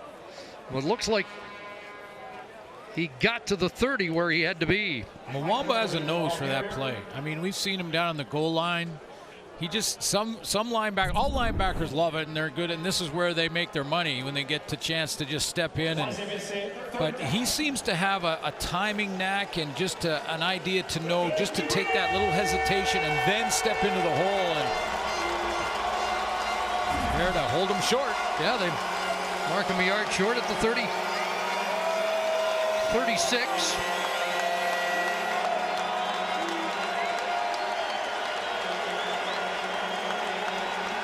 Lions' third down gamble of the game. Riley taking it outside, and he's got it with some authority. So Mike Riley moves the yardsticks. Tackled by Chris Aki. Well, they've been good at that. And this is one thing, that area that they have been good at, and the BC Lions have just missed one all year on 3rd down, 3rd and short. You've got a big, strong quarterback like Riley. He's going to get that yard for you, but they go off the left side that time, a little bit different. And if he's not getting battered in the pocket, he might be more inclined to run once in a while. Hands it up straight ahead again, and Rutley with good yardage. This has been a big drive for Brandon Rutley, a 12-yard run that time. Well, it's that consistency in the balance, and with Rutley now creating some space, he's allowing the guys up front to grow and get confident, because they're dry blocking. They're going after people. They're trying to push the line. They're trying to reestablish the line, push the defensive lineman in front of them out of the way. And so Jarius Jackson with the play calling, he's got the balance in it tonight, keeping Rutley involved in this second half. And now those play action plays and the fakes mean something. 10th play of the drive. They've had the football for over 6 minutes. First down. Fake to Rutley. And now Burnham. And he gets upended there by Reed. Lands at the 15. And we'll call that a 5-yard pickup. Now those fakes mean something. So he fakes it inside, gets it out there to Burnham. Burnham's got a little bit of space. But Greg Reed isn't far away when he gets an open field runner, is he? 3 or 4 hits already tonight. Lions don't get down there as much as other teams, but they're 3rd best in the red zone. And Bob Slowick's defense has to dig in here. Lions looking for a tying touchdown, looking for pressure. A 2nd down conversion, 2nd and 5. And it's Carter, bounced out, short of the 1st down. Aki again is there. And it's going to be 3rd and looks like 2. Well, Claybrooks immediately sending out the field goal unit. Yeah, this is a sound choice. This is a sound choice. Lots of time left of football. You cut it down from a major. You're still 1 possession, but you chip away with the field position and you come away with a positive taste. You don't get turned away on a gamble and give all the momentum back to the home team. No 19-yard field goal attempt is through, and it's a 4-point Montreal lead with just under 3 minutes remaining in this 3rd quarter.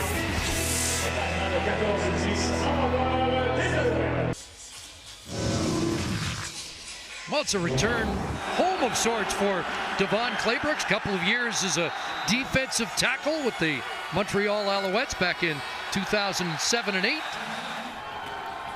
Nightmare for guys like Henry Burris, Kerry Joseph, running backs, roommate of John Bowman, and former Alouette. That was a nice 1-2 punch back in the day. Alouettes trying to get some traction here in the second half, but not here. It's David Menard with the sack. There's the former Carabin with his 16th career sack.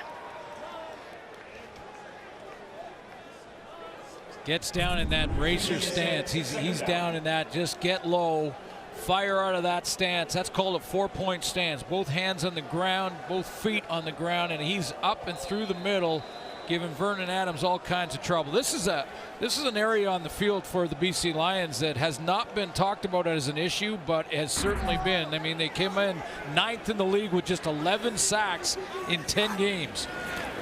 Now last in sacks, Montreal second last, and that pass incomplete. It's a third consecutive 2-and-out. Vernon Adams does not have a passing yard here in the second half. Yeah, back to the iPad, back to the tablet for Vernon Adams. He's going to go and figure it out. Talk to his head coach, Khari Jones, but this is where Khari Jones told us yesterday that he's been real impressed with Adams, that he'll have a slow start. He'll have a quarter, a couple series where he's not seeing it like he wants to, but he'll correct those mistakes and do it in time that he can make a run. But Old Mo is shifted.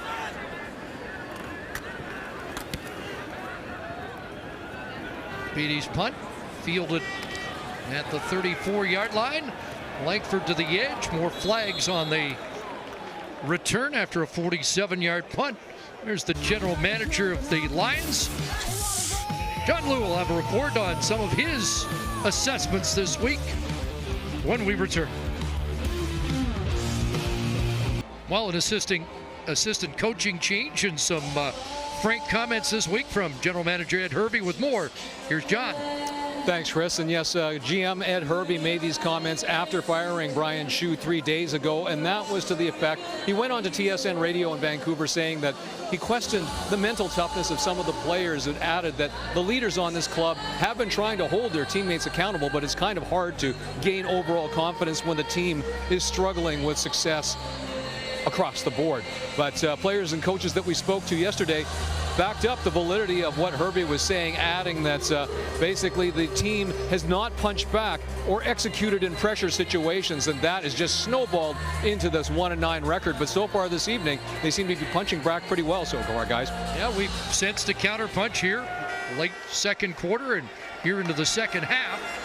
Penalty against Jonathan Newsom backs them up, though, and they start at the 26, down by 4. They'll start on the ground again, and Rutley gets leveled by Enoch Mwamba. One of those veterans that John Lou mentioned is Brian Burnham, and Brian Burnham, by his actions, has tried to lead these young guys and lead the new guys on the team, because he's doing his thing and he's trying to do it, to get this team together. And I asked a couple of coaches and players before the game about the room, and they say, the room is pretty strong still. They're still trying to hold it together.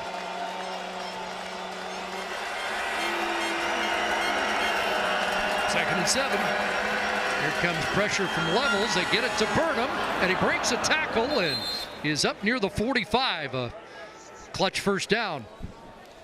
And we talked to Brian Burnham about Ed Hervey's comments, and the players understand the message. When it's coming from the general manager, I mean, he's not making it up. There's truth to it, because that's his job. He sits there, he watches, he evaluates, and that's what he's seeing, and that's most likely what's happening. And there's a lot of young guys, a lot of new guys. There's still a lot of trust that needs to be built, and I think we're working our way towards it. Trust, the good teams have it, and the teams that aren't winning are still looking for it, huh? Boy, and it's that confidence level and that trust is such a fine line, and I would suggest to any young or new BC Lion player, just watch how Brian Burnham goes to work. Both in practice, watch how he goes to work in game day, watch how he produces on the field when he's called upon. Doesn't mean he's perfect, but it's a good start to just follow in his footsteps. 3 for 6 on second down conversions in the second half, and they converted another, and they got Brian Burnham over 100 with authority there as he's dropped at the Montreal 35-yard line. 29-yard connection on the final play of the third quarter.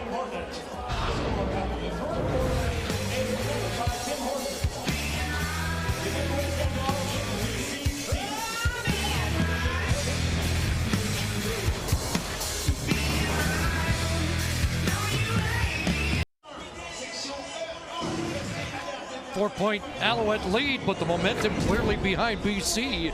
And look at those third quarter yardage totals.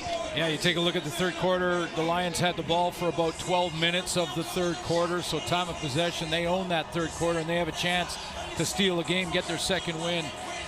They've also flipped the script. Their O-line's playing their best game of the season by far. Mike Riley only took 2 hits in that third quarter, and the 2 hits were on Riley running plays. So untouched in the pocket, and they flipped the script because that BC D-line hurried Vernon Adams 4 times, hit him 3 times, and sacked him once. So starting to get a little command of the line of scrimmage, the BC Lions, in this one. And they start the fourth quarter, first down, Alouette 36. After that 29-yard play to Burnham. Fake to Wayne Moore, wide side of the field, and bumped out is Duron Carter by Tommy Campbell. Good first down production again. It's going to be second and what, a yard and a half.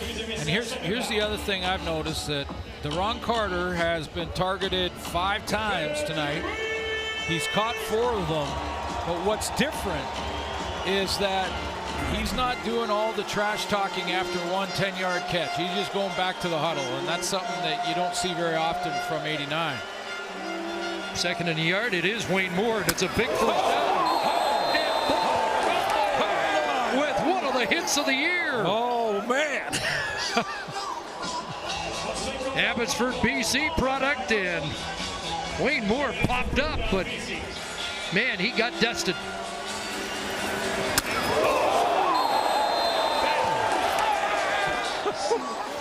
Richter scale.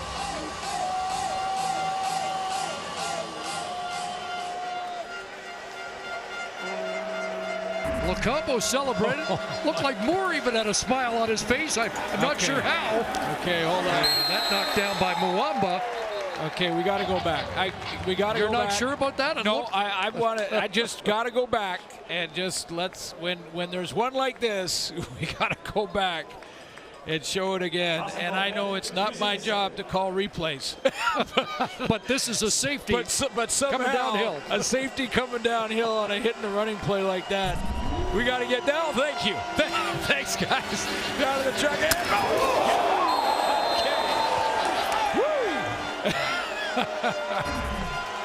Oh, man, I love that. Second and 10. Riley's got time. How often do we say that? But the pass incomplete. Shaq Johnson unable to pull that down on a high delivery. And in part because of the Locambo hit. The drive comes to an end. A Richter scale hit like that can shake a team. Like it has a residual effect, not just on the guy who got hit. And you know, you're right, Wayne Moore jumped up, good on him, because if you cross the stripe, you've taken a hit like that too. But guys, let's mark that one. I think SportsCenter's going to want that one. I'd like to put it just in my own little reel that I could keep some of those. Castillo good from 26 yards out. It's a 1-point game. And we have a highlight of the night candidate.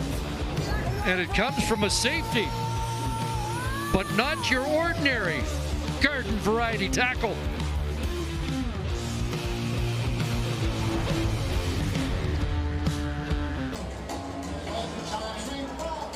Well, the music you love has a new name. Pure Country Radio is here, available only on the iHeartRadio app. You're in Pure Country now, Canada. Rocking around the clock here at Percival Bolson. Fans had plenty to cheer about in the first half. Not much for the Montreal fans to cheer about so far in this second half. Still a 1-point lead. Vernon Adams going to try and take off, but surrounded and dropped after a gain of a couple. And Vernon Adams needs some help here. I mean, what I mean by that is some of his veteran receivers, DeVere Posey, a couple guys have had some drops, and you know they're going to get rid of that and flush it, and then come back and make some plays for him. And if he wants to start, a good place to start would be 87 outside, and you know Posey will come through. Good players always do. They need a couple of first downs just to allow their defense to rest on the sideline. 2nd and long. Got a connection. Got one. Gray for a first down up near the 50-yard line. There you go. Steps into that throw, and this time it's Quan Bray. He didn't have a drop in that third quarter. Initial first down of the second half for the Alouettes. Good strong hands here, because again, another fastball from Vernon Adams. Draw to stand back, and he gets stuffed behind the line of scrimmage. Sean Lemon in his 100th game makes the defensive play. Congratulations to Sean. That's a good milestone for any Canadian Football League vet. They've been better. It's been a while. The BC Lions have had Montreal's number, so even with a 1-9 season coming in, it's been back since August of 15. Trying to win their 5th consecutive game here in Montreal. Their 8th in a row against the Owls overall. Adams out of the pocket on the run. He's got one, and he's got a first down at the Lion 41. So Vernon Adams starts to heat up here in the 4th quarter. Good poise from Adams in the pocket management, and also give kudos up front to the O-line, because this play develops and takes a long time for Adams to break, contain, and get outside, find his receiver. No holding call. At the 41, right over the middle and behind, and low for the target, Weineke. Yeah, that was on him. He knows it. Adams rushed that throw a little bit because he didn't have the timing on the crossing route, and there he's going to go through the motion. There it is, like just pointing to himself. Go through the motion. He just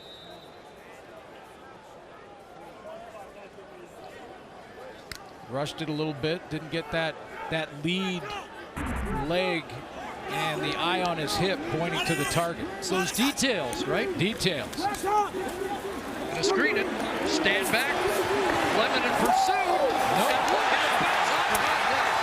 Wow. What a play by Williams. Stand back when it looked like he'd be well short. Yards after contact, and a 19-yard play. I'm taking this new momentum from Montreal all the way back to Bola Combo, but this is stand back just feeding off the Bola Combo hit on defense and saying, hey, it's going to take more than a couple guys to bring me down. He was held short of the first down, and that first contact got it done. 118 yards from scrimmage for Stanback in the game. First down at the 22, right back in his hands. Right side, dragged down by Aaron Grimes. Pick up a 4.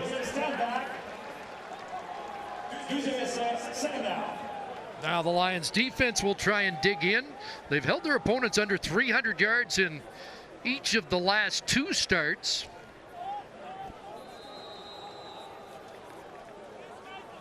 Alouettes at 263 here tonight. I think the salty dog up in the booth's going to send pressure here. No? 2nd and 6. Got a conversion.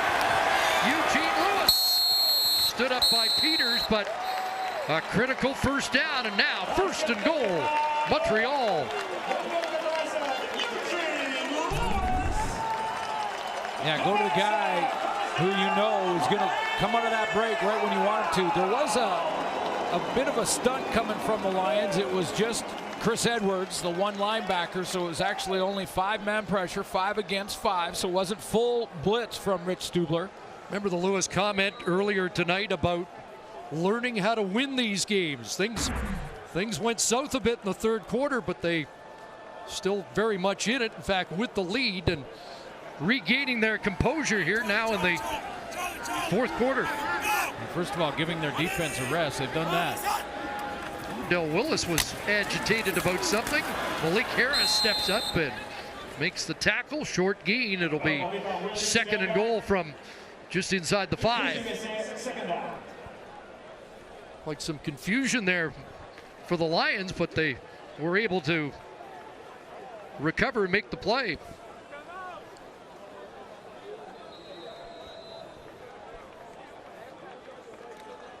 So the 10th play of this drive been extended over 5 minutes. Can Vernon Adams cap it? He has a pair of rushing touchdowns in the game. 2nd and goal. Time. Touchdown. Quan Bray.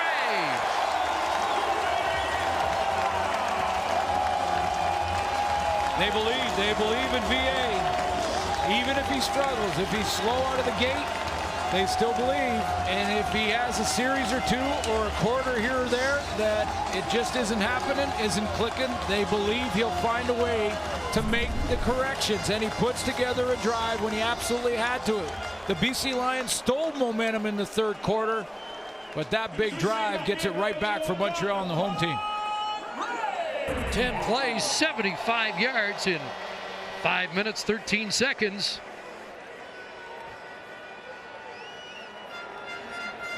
And now Beatty looking to make it an 8-point lead. Convert good. 21-13 midway through this 4th quarter.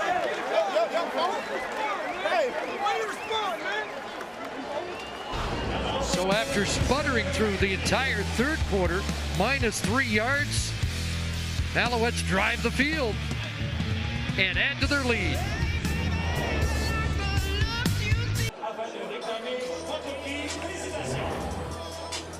There he is in the spotlight. Quan Bray is going to come out of the backfield and do that crossing route. And what he does is he gets Chris Edwards in a trail position by his change motion there. Hits the line going across the middle. And when he does that, now look at 24. He's in a chase. He's got no help with linebackers because it's straight man-to-man. Quan Bray finishes the drive with a nice catch on the crosser. 3rd touchdown catch of the year for Bray. The 10th touchdown pass for Adams. 8-point lead as Langford on the return up beyond the 35-yard line. Well, the fans here in Montreal love that drive. One in particular. Well, now he's back to the tablet. Or yeah, I think he's looking at the highlights. He's got TSN on there, and he's Vernon Adams' son, Cash. Cash with a K. Says he loves Montreal. He's been taken around.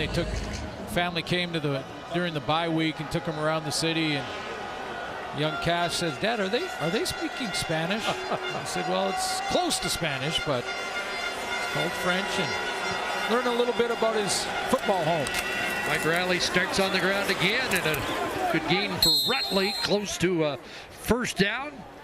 Well, this is what Ed Hervey talked about. John Lude mentioned it on the sideline. He said, you know, this team has been in the lead in a lot of games. They had double-figure leads, in fact, in a lot of games that they've lost, because when something bad happens, they give up a drive like they just did. They haven't been able to get up off the mat and bounce back in the very next drive. Trying to snap a 6-game losing streak. 2nd and inches, and Riley should have that. By the way, Mike Riley with 28 yards passing is going to eclipse on the all-time list one of your old quarterbacks, Tom Burgess, and move into 16th all-time. Talk about a great teammate. Tom Burgess was a great teammate.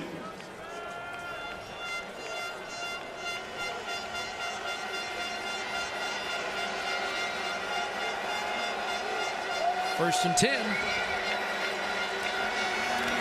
Fake to Rutley on a roll, and that pass behind Carter incomplete. And in my books, that is the ultimate compliment. Well, we're getting in rarefied air, and interesting the names, especially being in Montreal. If Mike really had a big 4th quarter, even Sam, the rifle would be with him, and he's one of the all-timers. Yeah, absolutely. And what's remarkable about that board you just saw, too, is just how far they are away in that middle group from the top guys. The big guys. The Burrises. And Anthony Calvillo, of course, at the top of that list. Riley going to take off here, and he's going to run for a first down. There's vintage Mike Riley. We haven't seen as much of it, and not to be expected with all the punishment he's taken, but a clutch run here. Yeah, he's been just trying to get through games, but he hasn't been hit much since the second quarter in that pocket. So you can see the bounce in his step. You can see the little fake. Boy, that drives me nuts, that fake. But that he's going and dishing out the contact. Boy, they only had 19 yards on second down in the first half, but second half closer to 100 on second down. Gets it away in a hurry, and Catoy's got his first catch. He gets close to a first down. Was that Lacombo flying by looking for another Richter scale hit? Somebody just missed. Well, I'm not supposed to do this at all, but I'm gonna. You want to see it one more time? You never hit Mike Pringle like that, did you? No, no, he hit me like he hit me like that a few times. But man, I'm gonna ask. Okay. I've got to ask. First down. We got a little time here. We got the first down. Can we go back to the? Can we see it one more time? Sorry, Wayne and Wayne's family, Wayne Moore, but one more time. Encore Lacombo.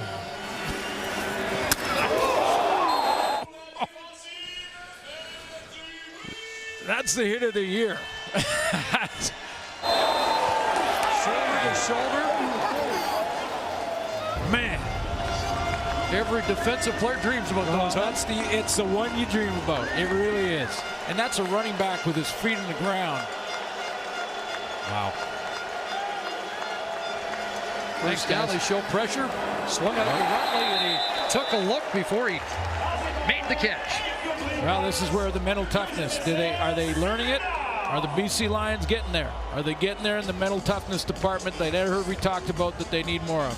Because that's okay. That the play that just happened, Rutley, he's got to flush that, let it go. Now do they have the mental toughness to convert on 2nd and 10 when they absolutely need to, which is right now. And Devon Claybrooks may have a decision to make if this play is not successful.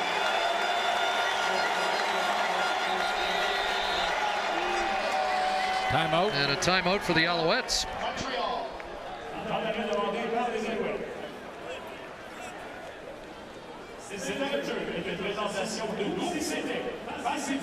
So the Alouettes want to talk about it. Yeah, I didn't see a problem with numbers for the Owls on defense, so maybe Kahari Jones wanted to see Mike Riley break the huddle, let his defense see it, call the timeout. Make sure they are completely prepared for what is a key down right now.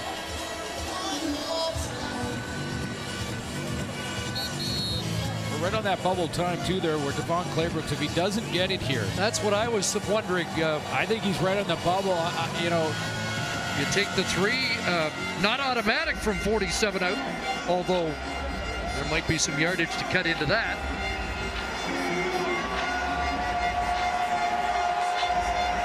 Pin him deep, try and get a 2 and out from your defense, and field position right back with about a minute and a half to go. Trying to get 10 and make that discussion move. Well, they're looking for more than 10.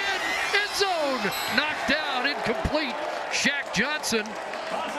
And was that Lacombo back there defensively again? So we hit the 3-minute warning.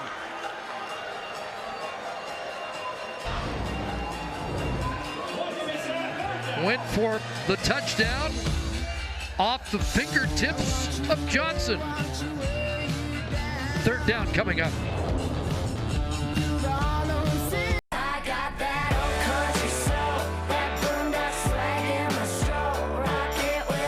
Freshman Year, the debut full-length album from the Reclaws featuring the brand new single Old Country Soul.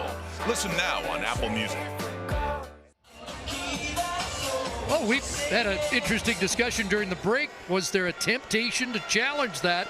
Lacombo, was he screening? Was he not screening? It is not going to be challenged by the Lions, and Castillo from 47 yards out is good.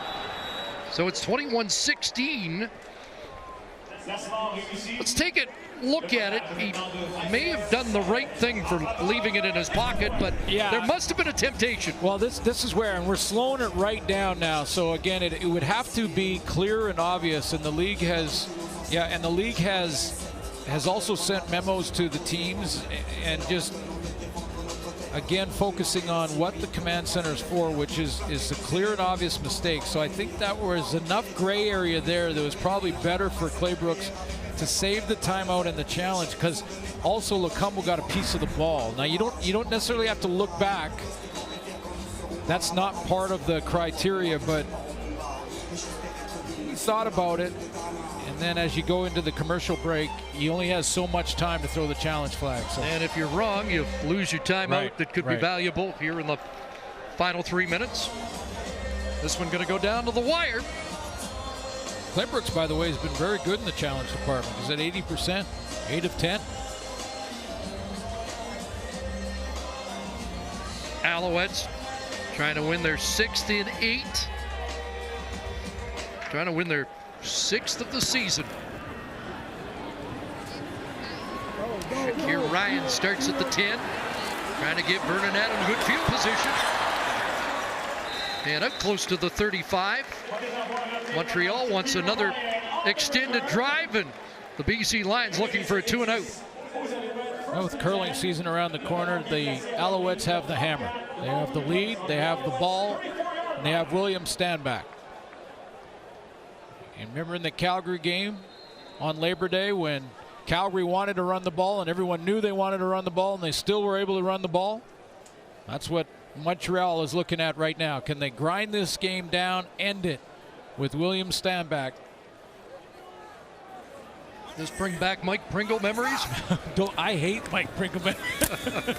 Weineke on the hitch.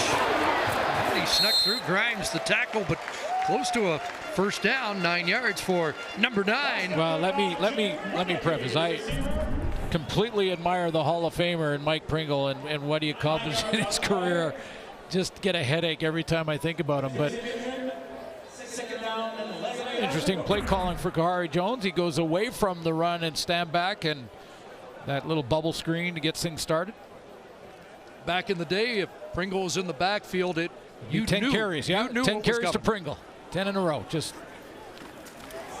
sneak by Adams, and with authority, they'll push for a first down.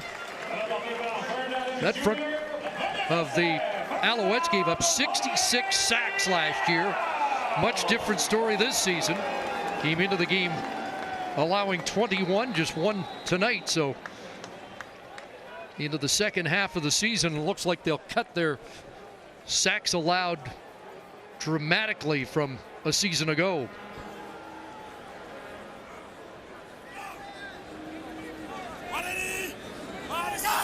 Using the clock, handing it off, and nothing there that time.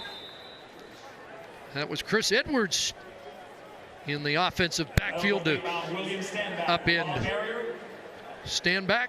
Yeah, he played the play there. He didn't think about any other responsibility but to try and get to the legs of William Stanback as quick as he could, and he set up a chance for the Lions to get it back. They get the stop here, but it's right now. Adams will massage that 14 seconds down as far as he can. Need the stop, and then we'll take the timeout. Good night for both backs. 2nd and 10. Adams over the middle. He has got Defeer Posey. Huge first down. And that might be all the Alouettes need. Well, they're so concerned with the run and Kahari Jones getting conservative, even in 2nd and long in this situation, that they leave the middle of the field wide open and they bring Dozier down and put him in the box and try and just take away any short crossing, high percentage throw. And what does Vernon Adams do? He steps in and hits DeVere Posey. Remember, Posey had a couple of drops in the third quarter, bounces back like good players do. 27-yard connection, first down at the 36. And into the final minute. Stand back, bounced off the first contact down to the 30. 6 more for William Stanback. I walked from the practice facility yesterday with Vernon Adams and with DeVere Posey. And Posey, I introduced myself again. I've met him before many times, of course, but I introduced myself again to him, and he tested me right out of the gate. We're walking along, and he said, okay, you were a safety. So I'm trips to the field. I'm number 2. I run a dig. What do you do? I said, well, I don't jump it because you probably got a post behind me, and the linebacker needs to drop underneath that dig. He said, okay, you passed. You're okay. Just wanted to make sure. Just wanted to make sure I was on my game. Well-spoken guy, and I knew he'd bounce back. I mean, he's a guy that you can rely on to make that big play when you need to, even if he's had a couple. Details have been a theme tonight, and Eugene Lewis told us that he's learned a lot about focusing on the details of the game from DeVere Posey, a real pro. Big catch, pretty much does it. Ball security is paramount now. Yeah, the Lions have to try and rip it out. Stanback's got it. Isaiah Guzlak-Messam, the tackle. And it's going to be 3rd and a yard, so a decision here.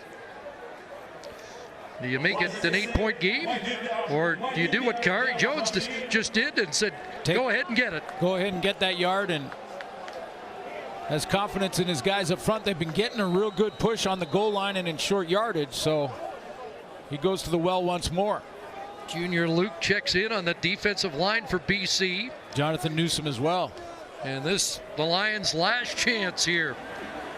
Boy, they put all 12 down there. And Adams ahead. Well, gonna get it. Oh, the Lions thought the ball came loose. Maybe we were blocked out here because he certainly has enough yardage for the first down. But the Lions say they've got the football. Well, I haven't they seen a marked signal it yet. back. I thought he'd made it all the way to the 30, but clearly he didn't.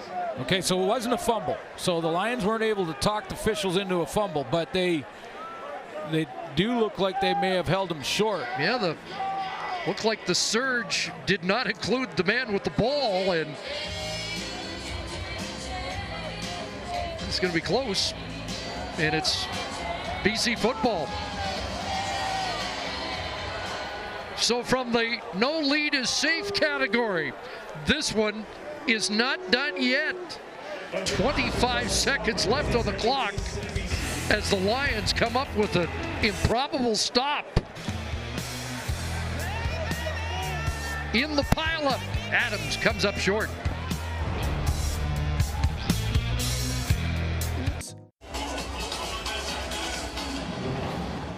Well, let's go back and take a look. Vernon Adams did look like he had enough for the first down, but he did fumble the football, and it was recovered a yard away from where he had to go. Alouettes have challenged. Here's Tom Valesi. After review, the ruling on the field stands. Montreal will be charged with timeout. I think Khari Jones saw the push and saw Vernon Adams over the top well into the first down zone, and in fact DeVere Posey was celebrating. I don't think he knew that the ball was fumbled and recovered back short of the first down. William Stanback ended up at the bottom of the pile, but right on that 26-yard line, which wasn't enough for a first down. So Mike Riley has 25 seconds to change the score. On a roll. Now stops and throws back against the grain, looking for Carter, incomplete. Tommy Campbell with blanket coverage.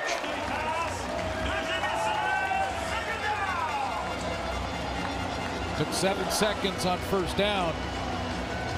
The Owls are going to play way off. Their linebacking core about 20 yards back from the line of scrimmage. Their DB's even deeper than that. So they're going to allow Mike Riley to throw it anywhere up in here, and then Riley to make the tackle.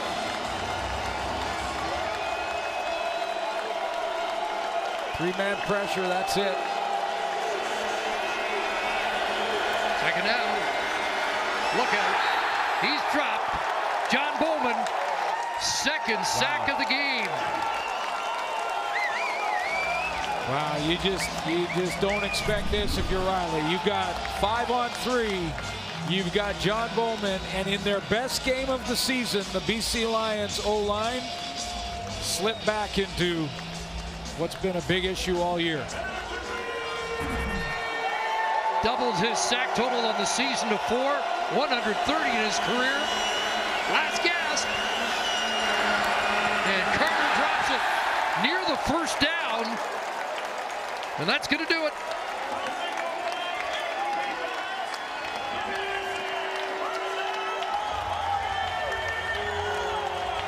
Seven straight losses for BC. 1-10 on the year. And the Alouettes improved to 6-4 and solid lock on second in the East. It wasn't a monster game for Vernon Adams, but he had that huge drive in the fourth quarter to take the lead with the major and the throw to Quan Bray. And major is the operative word. They had 3 touchdowns in the game. The Lions had 1. So victory formation.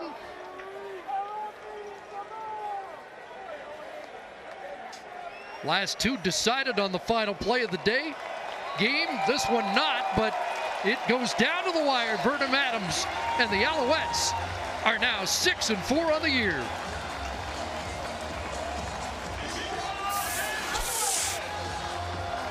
Time for the Nissan Titan player of the game. Brought to you by the Nissan Titan, ranked number 1 in quality by J.D. Power. In the run game, he went 15 for 78, his longest on the night, a 21-yarder. But he also caught the ball out of the backfield. Stanback with 2 catches for 55 yards. Real nice screen to get things started offensively for the Owls. So William Stanback in his second game back from injury, he is our player of the game.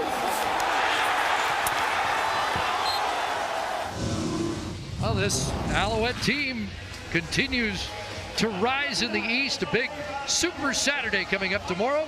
Another Eastern matchup will kick things off. Toronto and Ottawa. Then the Banjo Bowl at 4 Eastern between the Rough Riders and Blue Bombers. And we'll be at Commonwealth for the Labor Day rematch between the Stamps and the Eskimos. Vernon Adams with a pair of touchdowns. An Alouette record for touchdowns in a season by a quarterback, leading